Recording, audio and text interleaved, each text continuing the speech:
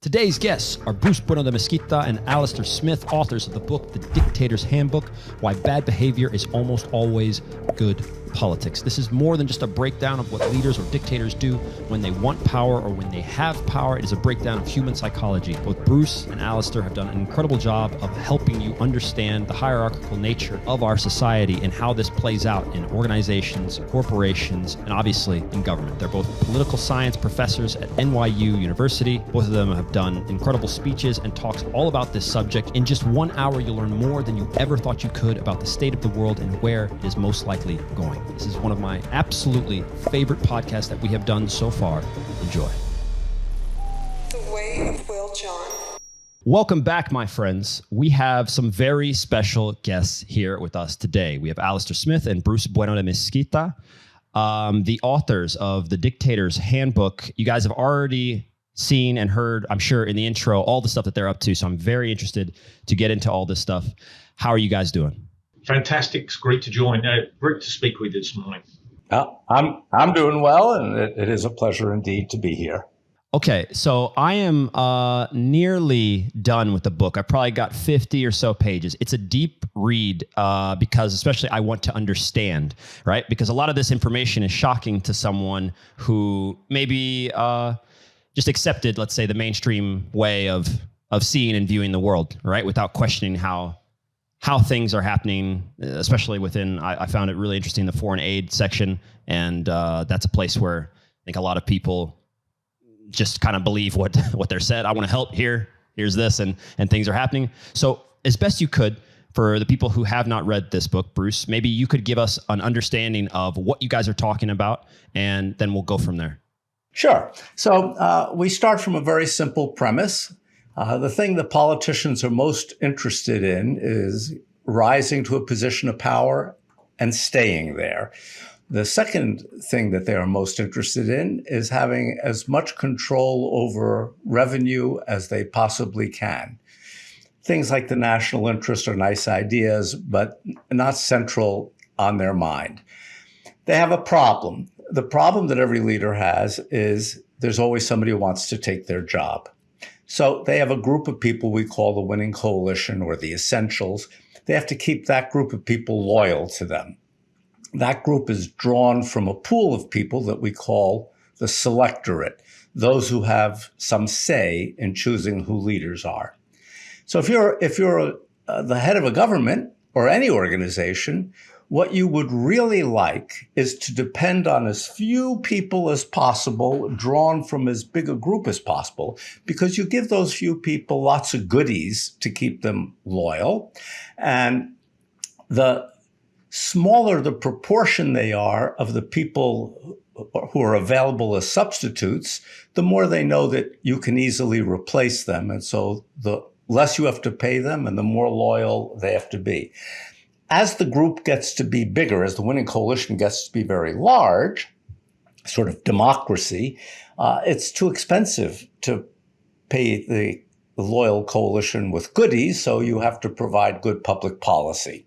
So essentially, our thesis is about how people govern under the assumption that they all have the same interest, stay in power, get control over as much money as possible, but they face different constraints in terms of how many people they have to keep loyal to them and from how big a pool of people they're drawn.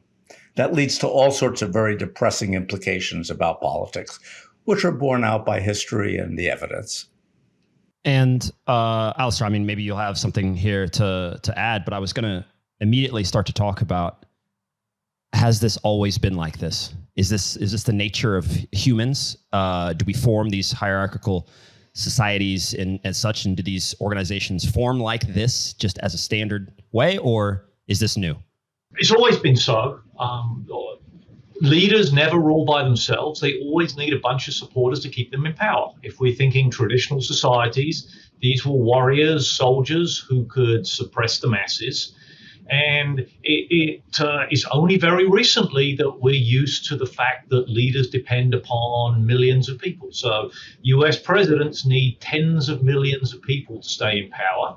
Kim Jong-un needs 6 to 100 people, depending upon who you ask, to stay in power. Now, the policies that make tens of millions of people happy and the policies that make 100 people happy are drastically different. And that's the way we want to think about this, not what's the morally right thing to do for a nation or its people, but just what is the most successful way for a leader to stay in power. We fundamentally believe that is what leaders are choosing to do, is what's best for them to stay in power, to come to power, to stay in power, and then gain societal resources for themselves. And if we start thinking about what they should be doing in some moral sense, we're not going to understand how politics works, and we won't have any chance of making outcomes better. In understanding the past, I'm curious now about the present and how this plays out for someone like Vladimir Putin, and how he has to understand these laws, rules, et cetera, to manage the empire that he has created. I mean, do you see, in what we just had with Prigozhin and everything else, do you see essentially, if he doesn't follow these rules, essentially that's the end of Putin? And how do you see this whole thing playing out with your understanding of the world and how it is right now? So indeed, leaders, if they don't follow the logic behind this theory, they do lose power. Putin does follow the rules. He's at very, very, very low risk of losing power. There's a principle at work. They're really just, people think politics are very complicated. They're not very complicated. There are just a handful of factors that shape how politics turns out. How many people do you need to keep you in power? How big is the group from which that smaller group is drawn? How long have you been in power? How sickly or healthy do people believe you are? And how productive or unproductive is your society? So, the longer you're in power, the more loyal your coalition is, because you've gotten rid of all of the folks that you think are not loyal. You've been filtering them out. Putin's been in office a long time, so the people who remain are quite loyal to him. What does that mean? That means you don't have to pay them as much, so there's more money left over for you because they're more loyal, so they don't need to be bribed as much. That's great. It also means, because they think as long as you're healthy, you're going to keep them on and keep paying them.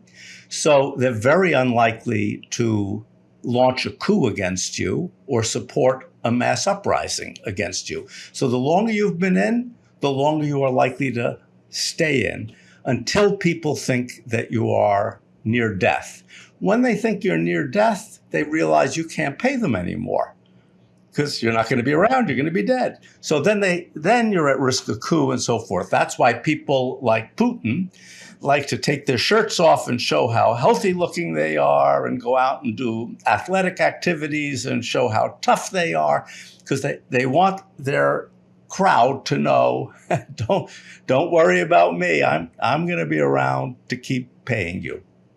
Very simple set of principles. And there's always talk right now. That's been a dictatorship. I mean, Russia's a very interesting place with very interesting leaders over the years and stuff. But taking it back to the U.S., we never know in the times we live whether or not this is a absolutely, let's say, flamboyant, in a sense, critic or critique of the U.S. in the sense that we're losing democracy, right? In all of the events of, say, 2016 was an attempt to overthrow democracy. I'm curious to you both. I'll throw it to you, Alastair, first. Is there any truth? Like, can we pull any truth from any of the stuff that's going on and what they want to say, and Trump's back in, and how do you see that? Well, I think that we have overestimated, or the media has portrayed the backsliding of democracy in the US to a larger extent than is actually true. To the great extent, elections still turn out to be true, which is not to say American democracy isn't flawed. We could massively improve the accountability of US presidents by, for example, having a direct electoral vote. In the current system with the Electoral College, you just need to win half the Electoral College votes, which you can do with about 20 plus million votes. That's enough to clean up the Electoral College. If you made it a direct, straight, first past the post, suddenly presidents, instead of trying to find 20, 25 million votes strategically located, they've all of a sudden got to start finding 150 million votes. That means policies that are much better for everybody else. So we can think about improving democracy. And we see a lot of cases of people trying to restrict who can vote. That's reducing the number of people to whom leaders are accountable. Of course, we try and bias it such that the people who can vote are the people who will like us, and the people who will like our political opponents won't get to vote. So we see those things going on, but by and large, I think we don't see as many people going along with these changes as the popular media would like. There's a groundswell of support to maintain democracy, and it's generally not, even in political inside, it's not in their interest to undermine political rules too much. They don't want to be, because they know that at some point they will be on the outside. Much better to be on the inside of a inclusive system than on the outside of a more restrictive system. Bruce, the same question. Yeah, so I certainly agree with everything that Alastair said. Let me elaborate a little bit. I'm going to do a little bit of visual geometry to help explain the logic. So imagine going this way, here we go. Horizontally, the number of people you need to keep you in power is increasing. So down here where my thumb is sticking up, the vertical axis, the fewer people you need, the more benefit each one individually gets. So we get a high value here. As the coalition gets bigger, two things happen. First, I have to share these private goodies with more people. So my well-being starts to decline. But the leader, because he wants to stay in power, also has to pay the coalition more of the money that is being brought in, keeping less for himself or herself, because as the coalition gets bigger, the odds that they're going to be in the next guy's coalition are improving, so they're less loyal. So eventually the curve turns up.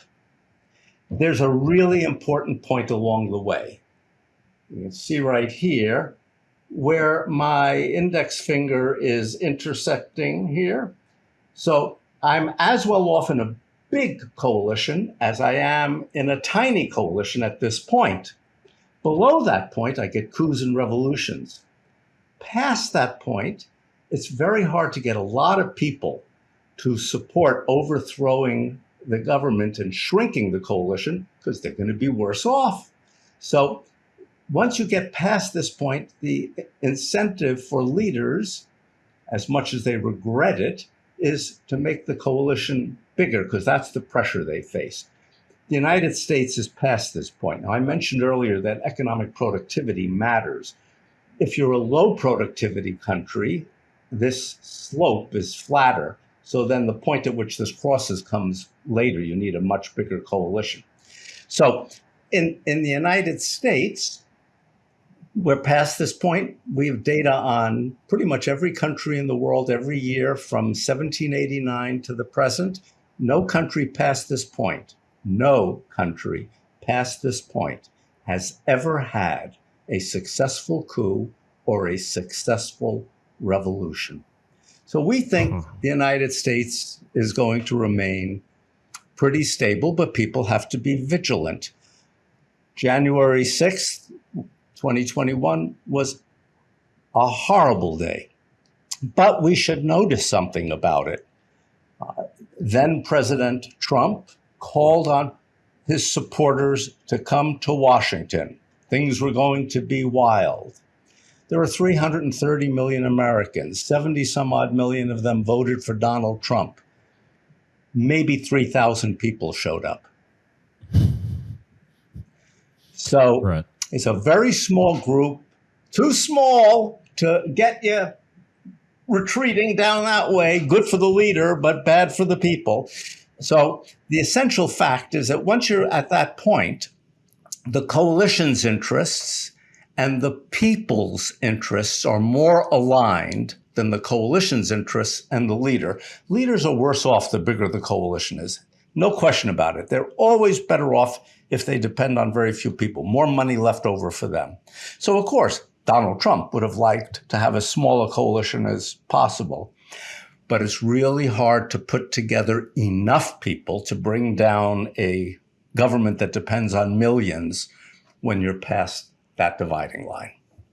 Then I'll kick this to you because I've got a lot now here that's interesting. How do empires fall? These ones that last for so long, that are clearly past that. What is it then that eventually brings them down? A piece of the premise of your question was incorrect. It's a great question, but we don't have lots of examples of empires past this point that fall. If by fall you mean internally, if you mean they lose their empire, that's a different matter. So we're going to get into a complicated subject here, but let's take a fairly democratic empire like the British Empire in the late 19th into the 20th century was. So one of the mistakes that people make is they think that if you have a government that's benevolent in the sense that it has to do what we the people want, it's democratic, that means it's benevolent towards other people. That doesn't follow from this theory. What follows from this theory is I want to stay in power. I depend on millions of people in this empire. I need to keep the people who keep me in power happy. At the margin, that may mean engaging in very unpleasant foreign policies, giving foreign aid to dictators because they will sell out their people to give me policies I want in exchange for money with which they can bribe their coalition. So the job of a democratic leader is to keep that leader's constituents at home content so the leader can stay in power. It is not the job of a democratic leader to keep anybody else happy. So just as, let's be harsh, I'm going to give you a question I give my students. What's the difference between the tax policy of the Democratic Party and the Republican Party? You know, the pretty standard answer is, well, Republicans want to cut taxes on the rich and Democrats want to raise taxes on the rich. From our perspective, that's the wrong answer. It's consistent with the facts, but it's not the logically right answer. They have exactly the same tax policy. Exactly the same. I'm going to tax the people who don't vote for me and give the money to the people who do vote for me. So the Republican electorate is disproportionately wealthy. That's changing. So they want to cut taxes on the wealthy. Democrats are lower income on average. So Republicans want to cut benefits to lower income people because they're voting the wrong way.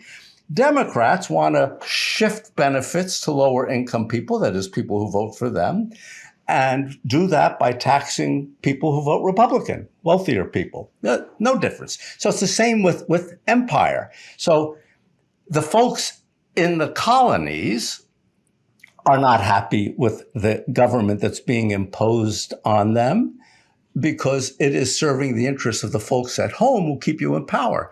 So you get uprisings, and if the colony is not worth the price, you back down. You know, the British took a look at the American colonies in the late 18th century, and they said, the French are a much bigger problem. These guys aren't worth the hassle.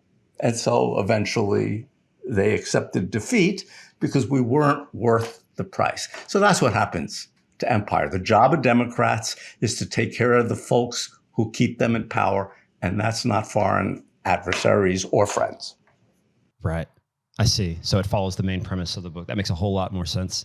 Alastair, I was going to get into, and I don't know how deeply you understand this personally, but my father's from Nigeria. there's a bit of talk of Nigeria within the book. And all of this talk that we have here doesn't make for a great outlook, let's say, a prediction for the African continent. So I'm curious, how do you see things changing and developing as there's always talk of, let's say, Nigeria becoming one of these African powers? And, I was just in South Africa and I've been to Egypt 3 times. And how do you see this playing out and changing potentially? Is there any way for it to change, or has it changed in Africa? Well, most African countries democratized, became independent in the 50s and 60s. And the practical reality was the party or the individuals that were largely responsible for that independence basically got a free pass to win the first few elections. And such leaders came in, and then they almost immediately started restricting press freedoms, restricting access to the polls, so they had no effective opposition. So this is, in some sense, a way that nominally a lot of systems remain democratic, but de facto, no one could organize against them. So Kwame Nkrumah in Ghana came in, all of a sudden it was really difficult to publish newspaper stories that said anything bad about him. It was very difficult to organize. So come election time, it's very difficult for anyone to actually organize against him. He actually fell eventually in a coup because he didn't pay the army enough, and that was a mistake on his part.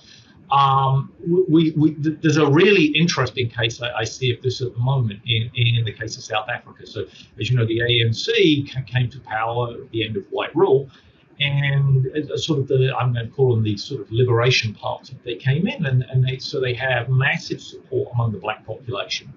And the only opposition party was very much white based, which was not getting support from sort of 90% of the population. So they almost had a free rein to win elections. And so the political system de facto for the last couple of decades in South Africa has been that the real power there was who gets to nominate who's on the party list. Because the ANC are basically going to get enough votes. And so it's just, are you going to kiss up to the guy who gets to put me on the list to get a parliamentary job? And basically access to this parliament, getting elected to parliament, is just access to huge amounts of corruption. You get to hand out grants, you get to steal. In fact, it's got to the point now that people are like killing people who are higher on the list of the party. There's a list of party people, you win 100 seats, you take the top 100 people on the list. So there's like assassinations going on, particularly at the local level, so that you move up, because it's just basically if you get elected, you'll get access. So we've got this really interesting dynamic in South Africa that the ANC is now finally losing popularity because they've been so corrupt. They're not providing healthcare, they're not providing social services. It's incredibly corrupt and being stolen. And slowly the opposition is rising up in power. So I see it as this competition. It's like, can the ANC undermine democratic institutions enough such that they won't be defeated at the polls, or will they be defeated, at which point they'll have to internally reform if they want to be able to compete to a larger electorate? So we sort of see this dynamic, and I see this is always the case of the internal control being too important versus answering to an electorate. So the effective number of people who get to pick the parliament in South Africa at the moment is much smaller than the half of the electorate that we might think it would be. I see. And another fascinating thing I saw in the book about Africa and Nigeria specifically, right? The Nigeria Delta region is rich in oil. And I found it incredibly fascinating to understand. You guys broke down what happens to these areas that are rich in resources. Could you break that down? Oh, I mean, this is so sad, is that you have this wonderful natural resource that you would think would provide for healthcare and communications, education, the things, law and order, those things. Instead, it's because it's a natural resource. It's in some sense the government do not need the local population to support them. So they can pay an oil company to come in, set up a big security fence, and then basically hand over money to the government, which they can use to pay off their political supporters and suppress the locals. Very few people in the Niger Delta are actually involved in the oil industry. They're just sort of milling around, being oppressed and kept in poverty. The money goes straight to the government. If the government do things to improve communications, all that effectively enables the people to do there is protest more effectively against the government. Keep people hungry, keep people impoverished, and they can't complain. And it's a sort of self-sustaining. The oil companies like it because they get to make profits without worrying about labor and environmental laws. The government love it. It sucks for the people, but I didn't see that they were particularly important in this political calculation. And so it's incredibly sad that sort of not fully functioning democracies that end up discovering massive mineral resources are inevitably very, very poor. There's very few examples of countries with massive mineral wealth that have successful democracy. Mm-hmm. And so, Bruce, I'll kick you the same question and as well put that hint of, well, what then? What do I go tell my dad about the future? He's going to watch this and be like, well, great. Sounds like we'll be sitting pretty in just 10 years. Well, you know, the same question essentially, and also what to do, what to think of, you know. I suggest that your father spend some time, I imagine he actually has, studying, for example, the Petroleum Industry Bill, the PIB, in Nigeria, and ask a simple question. This bill has been sitting in front of the parliament for years. I haven't kept up lately, so what I'm about to say could be out of date, but at least as of a couple of years ago, last time I looked, the bill didn't get passed. Why doesn't it get passed? And the answer turns out to be exactly what Alastair was alluding to. So there's this, what the bill would do is change the tax structure and royalty structure for the petroleum industry. And it would, one of the objectives in the bill is to spread the oil wealth around to parts of the country that don't have oil. But the parts of the country that do have oil are very keen not to do that. They don't want to share in the wealth. So instead of pulling for the so-called common good, there's this competition to keep the private goods, the money, in their own hands. So we look at the history of independent Nigeria from the time that oil was discovered to today, and we find that in real terms, adjusted for inflation, per capita income has not increased, even though there have been hundreds and hundreds and hundreds of billions of dollars in oil wealth. It's a small coalition government dressed up as a democracy. Why do I say it's dressed up? They have elections. There's a lot of block voting. A lot of that block voting is ethnic voting. What does block voting do? Block voting makes the effective winning coalition much smaller than it appears to be. We see this in India as well. We see it in some parts of the United States as well. So when you have block voting, what happens is a local entrepreneur, a local elite pulls a block together and will deliver those votes in exchange for some goodies, some benefits. And so instead of there being all of these individuals in the block actually voting, there's really one person voting. So it's a much smaller chunk. And that makes it a smaller coalition. That is a feature, sadly, of Nigerian politics. So, and oil reinforces that because there's a lot of money that's not going to go around to everybody. It's going to go around to the people who can deliver victory.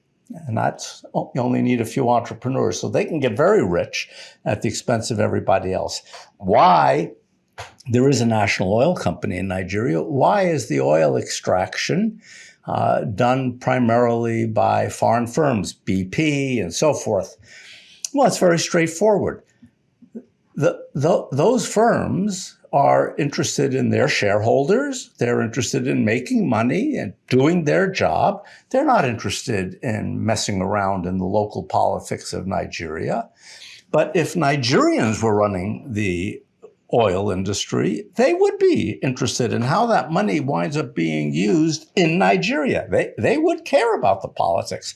So they would be, if you had lots of Nigerian petroleum engineers running the show, they would become prospective political rivals. They would be threats to the leadership. So better hire it out to a foreign company, let them do the work and pay a royalty, than develop the skills at home that also develops rival politicians. I would not be optimistic if I were your father. Hey, I don't know that he is, but he does tell me of a time, before, like in the 60s and 70s, where things did seem different, and that there is a decline, very sharp, as he continues to visit, and he was just there just months ago. So I want to stick with that, but I want to move continents, because I've lived in Europe for roughly 10 years or so right now, and there's a stark difference. I've played most of my career in very separate places, never in Central Europe, but always in Scandinavia or the West and in the East. So Serbia, Croatia, and these places, and then places like Finland, Denmark, and I played in Azerbaijan over there on the far East. And I'm curious how this looks and works in something like the European Union. Because when you live in the Western states, stuff does flow there in a different way, right? And whereas I'm in Croatia and I hear interesting things like them having to make some sort of, whether it's mineral or farming or something, sell it to the Austrians, and then the Austrians sell it back to them at a higher price. And I go, why? What is that? What's the point of doing that? And they're like, well, it's no one can give me a straight answer on. And so I'm just kind of curious how these sort of politics play out in something like the European Union, because it's a bit unique. Let me take a stab here. I actually don't know. I almost nothing about the Croatian political system, but I think you're focusing on thinking, what's the economic logic by which we would sell goods and then re-import them back from somebody else? And the key is that we've just concentrated the sale of this good into it being a large package instead of a large amount of individuals buying and selling, which the government gets little control of. Now, everything has to pass through, in some sense, government's hands, which is much easier for them to tax. So, I think you're right to be confused. What the hell's the logic for this? It's because you're thinking about how does this improve the lives of people in Croatia or people in the European Union. What you should be thinking of is how effective is this policy at allowing politicians to skim off the top so they can pay off political supporters and themselves. I don't know the details of Croatia, but you see, that's how I think. I don't know the details, but I'm thinking about how does it make me rich if I was a politician, rather than how does it make the people better off. Uh-huh. So then I'm just fantastically naive is where it seems to be that I'm headed. I don't know if you want to add anything, Bruce, to that in the European Union, or just actually thinking about trying to improve the welfare for the people in society. But that's because you're not a leader. You're not trying to stay in office. If you were trying to stay in office, you'd be thinking about how do I make things better for myself and my cronies and keep the cronies as small as possible, because that's why I stay in power. You're an outsider. You want the world to work better. I don't think you're naive. I just think you're not in position of political power. And all revolutionaries come to power saying we want to improve the world for people. How few of them actually succeed in doing so is minimal. Nobody goes, I'm gonna come to power, get rid of our evil overlord, and then set up another corrupt system just like his, but I'm going to be in charge. That's not really a winning policy, but that's what they do when they come to power. So I don't know the details, but I'm spitballing how I would be thinking of the problem. I bet if Alastair or I took 2 minutes to look up in our data set the size of the winning coalition in Croatia, while knowing nothing specifically about Croatia, we would have the answer to your question. My guess is that the Croatian winning coalition is in the 0.7 from 0 to 1 range, which would put it in the same level of democracy, if I'm right, as Ukraine, Turkey, India. Pretty corrupt, not as corrupt as Russia, which is down at 0.5, but a pretty corrupt society. So how do you make the corruption work? Well, exactly as Alastair was saying. All right, I sell the stuff to the Austrians and then I buy it from the Austrians. I'm the government guy. I'm the middleman getting the profit here both ways. It's a way of transferring money to me. If the coalition were bigger, like it is in Denmark or in France or anywhere pretty much in Western Europe, when we're talking in our scale, coalitions in the mid 90-something range, there's much less opportunity for corruption. It's not, in our view of the world, it's not that the people running the country are better people, more honest people. It's that they are constrained to behave as if they are honest because they can't get away with the corrupt behavior. And my guess is in Croatia they can. As I say, if we took a minute, we could look this up and know the numbers. Right. And one of the most fascinating things about living in this part of the world, just the Balkan in general, is that you see these people. Obviously, the capital has around 1 million people or so. And while being here and learning their culture, just both in Serbia and in Croatia, they will point out to me, the people, they're so much more well aware than I would say the average American as to how the corruption is happening, who it is. They can point them out. You can actually see them at the cafes right there. This guy did this, he did this. This guy's, it's so clear to them, which was so fascinating to me because I don't think I've ever run into, apart from I played in the Democratic Republican National Convention football match. That's the only time I think I run into anyone of the politicians that I would see on TV. I never run into them. They don't care about me. And so I find that fascinating. I want to also talk, and I'll throw this to you, Bruce, then first. Headed back to Africa, but it's an interesting thing. There's always conspiracy theory involved in stuff that's happening within politics, right? What the motives were for killing this person or the end of a nation or someone's regime. And you guys are the perfect people to ask this. One of the most predominant, and you guys are, I'm sure, not too much of fans of TikTok, but you know of TikTok, and it flows with different sorts of information. As you know, one of the interesting things that they will put up there for Gadaffi was that he was attempting before his subsequent fall to unite Africa through a currency, and that in fact was the main reason why we could not have Mr. Gadaffi in power, whether that's the influence of France and the US, et cetera.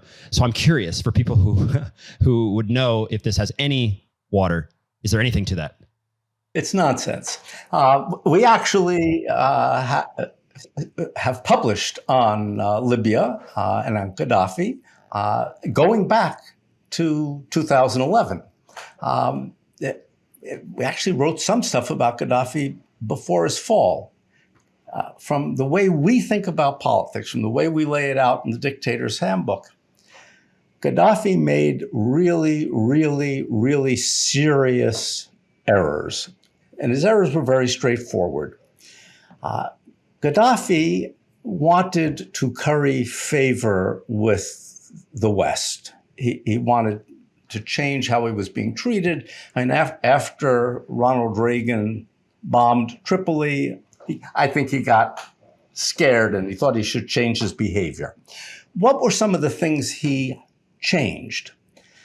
So Gadaffi, who used to have I think it was the second most censored press in the Middle East, had the second least censored press in the Middle East in his last few years.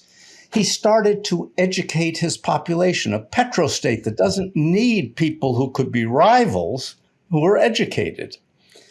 He started to reduce how much he was torturing people and engaging in extralegal killing because he wanted to try to restructure his situation to be more favored in the West. From the perspective of the theory that we have constructed, these are actions that invite opposition. You're now creating a free press means that people who oppose the government can coordinate against the government. They can communicate. Education means they know how to communicate and coordinate. Reduce torture and extralegal killing, good from our point of view, but from a dictator's point of view, means you have reduced the fear that people have that if they rise up against your government, they're going to wind up being dead. So, of course, they rose up against his government and they won. He wound up being dead. We might notice Libya is not a better society today than it was under Gadaffi. What has changed is not how many people are oppressed, just who they are. There's a different in-group and a different out-group. So it's not a better place, just a different place, because the oil wealth ultimately decides high level of corruption and so forth. The idea that the West wanted to get rid of Gadaffi because he wanted to unite Africa is just so much nonsense. It is an after-the-fact account to explain how this guy could fall, whereas we had a before-the-fact account that was perfectly straightforward, followed just from the logic of our theory. We apply the same logic everywhere, and Mr. Gadaffi to get favors from the West, he put himself in trouble at home, and he paid the price. Mm. And I'm very curious as well, because you guys started the book off with anecdotes about a small Californian city, maybe Bell? Bell, California, just outside of LA. Bell, California. Okay. And so after talking about all this and how it plays out in politics, in all those things, there's obvious correlations within the corporate world.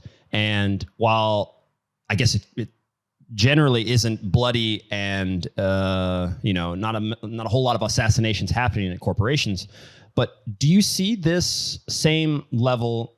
I know you guys are necessarily purporting to see this within corporations, but within the tech space, within these massive corporations that are fighting to keep power and this generational wealth and stuff like this, the same things are at play. And I find that hard to wrap my head around when they don't have the same tools, meaning that I can't just off my, or I mean, maybe I guess I could just off my brother. I don't have a brother, but if I just off my brother to keep power and things like this, doesn't it play out differently? Can't there be other factors? Is it corporations and politics are the same? Yeah, I mean, I think we should take a serious look at the structure of companies. So imagine you start up a family business, and let's say there's 9 of you involved in this company, and you will have a share. So there's basically you need 5 of you to agree and some majority vote about how to take the direction of the company. So that's a majority. That's 5 of 9 people are involved. Now let's take a massive limited liability, a regularly traded public company. There are millions of stocks out there, and many of the stock, I mean, you and I own stock, but we own a trivial amount of any company, so we're not going to participate in the government.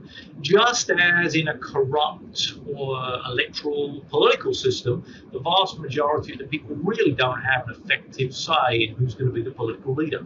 So it really comes down to a few large institutional shareholders and the central management team and the board as to how political control is going to be done in this company. So I actually think of publicly traded companies as literally the corrupt democratic, the equivalent of a corrupt democracy, equivalent of Nigeria, to put it in terms.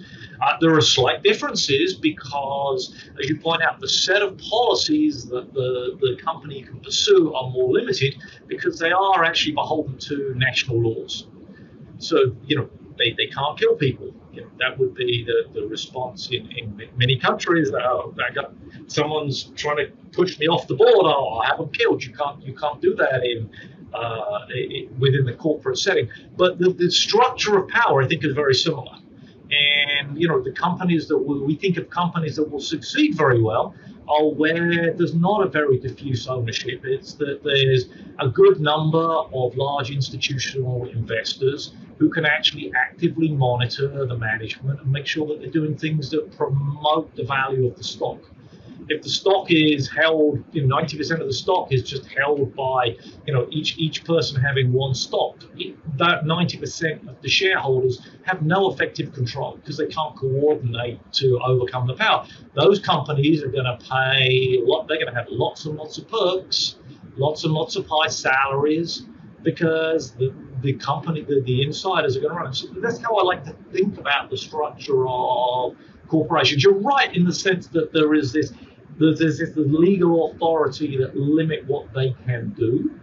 But, we looked at the case of Bell, California, and we found out the corruption, it turned out to be some minor technicality they were convicted on, was that they billed for attending meetings that they didn't attend to. Yeah, real technical stuff. They were sitting there lining their pockets. If they just showed up at the meeting, they wouldn't have broken any laws, but they were ripping off the people of Bell, California. Uh-huh. Then, the way you describe that, it completely makes sense in my head. My question then becomes, and there were at least two examples of dictators or regimes that were in essence kind of okay. They ended up doing some okay stuff for their people. I can't really remember who they were, but essentially my question is, are dictators necessarily bad? Could we have a benevolent dictator? Maybe that was the words you guys used. Let me give you my favorite example of a benevolent dictator is Julius Caesar, right? So you probably read your Shakespeare, and it's like they all stab him to death on the way to the senators all stab him. And the reason they stab him was he was trying to do some crazy stuff. He was the poor Roman people who had become massively indebted as a result of fighting off the various wars, and lots of people in Roman times, if you couldn't pay your debts, you were sold into slavery to settle your debt. So regular people who fought for the empire were now being sold into slavery. And he thought this was wrong, that these loyal Romans were, and so he started trying debt relief to lift the burden off the people and stop them being sold into slavery. He made the classic mistake that the people who owned the debt were the senators around, and so they stabbed him to death. That's what happens to benevolent dictators. Do you have anything to add? We have such a happy view of the world. Yeah. I'm trying to navigate this as best I can, but yeah, Bruce, same thing, same question, essentially. Our view of the world allows room for benevolent dictators, just as in our view of the world, democratic leaders are not inherently better people. Autocratic leaders are not inherently, necessarily worse people. It turns out you have a better chance of surviving politically if you're a bad person in an autocracy, because you have to be willing to bash heads and so forth. But the logic is quite straightforward. So the names you were having trouble coming up with, I suspect, were Lee Kuan Yew in Singapore and maybe Deng Xiaoping in China. So in our view of the world, leaders have to pay their coalition to keep them loyal. They produce public goods that benefit everybody and private goods, corruption opportunities for the coalition, and whatever is left over is at their discretion. That money at their discretion might go into a secret bank account. I suspect that Kim Jong-un has a very large bank account, or they might be civic-minded and spend the money on the people. Now, the civic-minded come in two flavors. They have really bad ideas about how to make people better off. Mao Zedong leaps to mind. The great leap forward was a great leap backwards. And there are others who have good ideas. Lee Kuan Yew had good ideas. Deng Xiaoping had good ideas. But it's coming out of their pocketbook, not out of society's pocketbook. And Gadaffi is an example of what Alastair was talking about, a dictator who was attempting to become, benevolent is too strong, but more benevolent, educate more people, allow a freer press. And like Julius Caesar, when he started doing that, he wound up being dead. So it's very risky business to try to be benevolent, especially if you're doing that with resources that the coalition thinks they should be getting. If we look at Deng Xiaoping, Deng was sent into exile for the very ideas about changing the Chinese economy that got him into a leadership position. The market economy was a terrible idea under Mao, when the country was actually trying to be communist.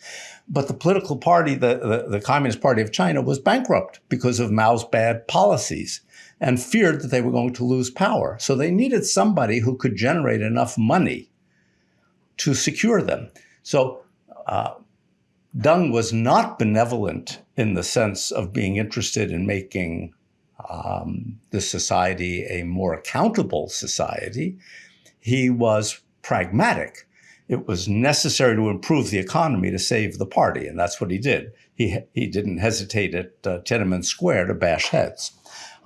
So we can see this apparent benevolence, and somebody like Lee Kuan Yew didn't steal huge amounts of money, but it's with their discretionary pot. It's not with the coalition's pot.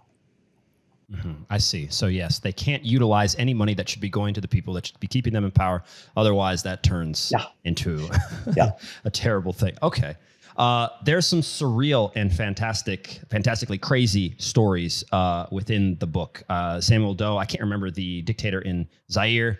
These stories, they read like something that could never have happened. And so I'm curious for you both, as we're getting a little bit close here to the end, if you both have, I wouldn't say favorite because that's the incorrect word, but do you have any of the stories or the dictators that you consider the most intriguing or interesting that you've studied? Who would they be for you both? Well, the biggest distinction we can probably draw in how a leader would govern that we think really makes our point is to compare Belgium. They had a king who was a very liberal king, but he also owned what is Zaire, the Congo, was his own personal fiefdom. And we just love the contrast between how he ruled. In the Congo, he was a mass murderer millions of people died in the Congo, bringing originally ivory and then rubber out of the Congo just to enrich his pockets. Yet the same man in Belgium was considered to be a very liberal leader who introduced union reforms, social welfare. It's just because the set of incentives he had, the people he had to please in a constitutional monarchy, was he had to please I'm not going to say half, but a significant portion of the Belgian population. In the Congo, he just needed to keep his military policemen happy, or at least a significant fraction of his military policemen. And the people respond to incentives. I don't want to judge anyone for being good or bad. I would much sooner take the most depraved human individual I can think of and make them be my leader under a set of institutions when they're accountable to a large proportion of the population than someone I would consider more saintly and have them be unconstrained. We could sort of look at what happened in Burma. We have our Nobel Prize winning democratic activists who, when she gets political power, what she turn around, she's committing genocide. She goes from, when she's on the outside, she's campaigning for democracy. As soon as she gets in, she's not that accountable to that many people. She's into genocide. So I like to think of rules are much more important than personality for me. Mm-hmm. Bruce, same thing. Well, sadly, I completely agree with Alastair. And Leopold II in Belgium and Congo is one of my favorite examples. And a favorite in a very particular way, because there's an additional lesson to be extracted. It's very common. It's sort of the low-hanging fruit, the easy answer to why countries have terrible problems is that they were colonies and they were abused by the colonial power, and then they became independent, and they couldn't overcome all of the terrible things that the colonial power did. And I like to look at Congo in that context. I wrote a paper on this, in fact, many years ago. As Alastair pointed out, Leopold was a monster in the Congo and is still beloved in Belgium, very progressive in Belgium. Mobutu Sese Seko was Congolese, unlike Leopold, and he ran exactly the same country that Leopold ran, called Zaire, but it was Congo. And he ran it exactly the way Leopold ran it. Now, we have an easy explanation for that. He, like Leopold, depended on very few people to keep him in power in Zaire. The efficient way to stay in power when you depend on very few is to run an incredibly corrupt, abusive regime where you crush the opposition. Mobutu, certainly not a colonialist, certainly not a racist, ran it in exactly the same way that Leopold ran it. We might note, we could tell the same story with regard to Chiang Kai-shek. In mainland China, Chiang Kai-shek was the ruler for 20 some odd years, and he ran an incredibly small coalition, corrupt society, enriching the few at the expense of the Chinese people. He lost the Civil War, he fled, he fled to what is now Taiwan, and he found that there were no resources to speak of. There was nothing really to steal because the place was dirt poor. So he had to build the economy. So he started to produce public goods, which eventually necessitated his making it a democratic country. Not because he had become a Democrat, but because to generate the wealth that was necessary to sustain his group, he needed to produce wealth, and to produce that wealth he needed, because it had a small population and no base to speak of, he had to have good public policy. And that good public policy trapped him into being democratic. So it seems to us that the explanation we have looking across good guys, bad guys, and everybody in between is it's always the same account, it's always the same logic, and we don't need, not that colonialism was a good thing, it clearly was not, but we don't need to lean on those explanations. We can explain what happened without those things. And Leopold is a great example of that. We've got lots of examples of people who ran more than one country and ran them totally differently. So clearly it wasn't their culture, it wasn't their personal history, it wasn't their personality. It was how many people did they need to keep them in power. Leopold needed 200 in Congo, and he needed a lot more in Belgium.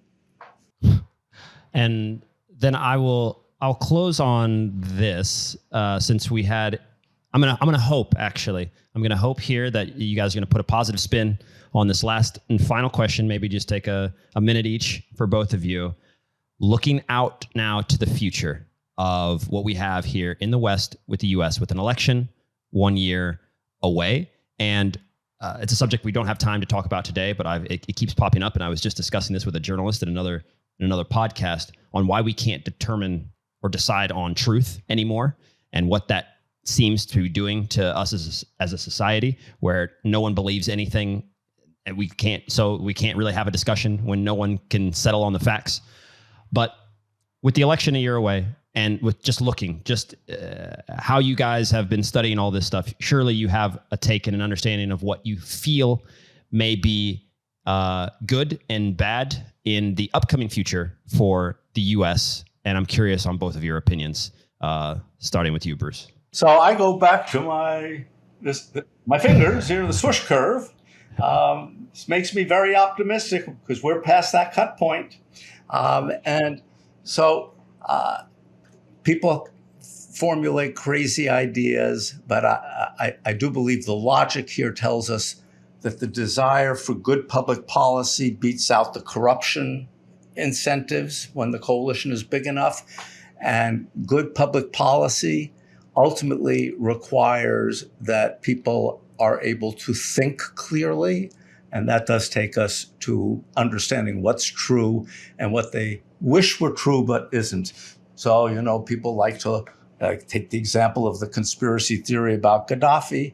When we reflect on it, we see, it just isn't plausible. Why would leaders in the United States care that much about who's running Libya? It's not like friends of the U.S. are now running Libya.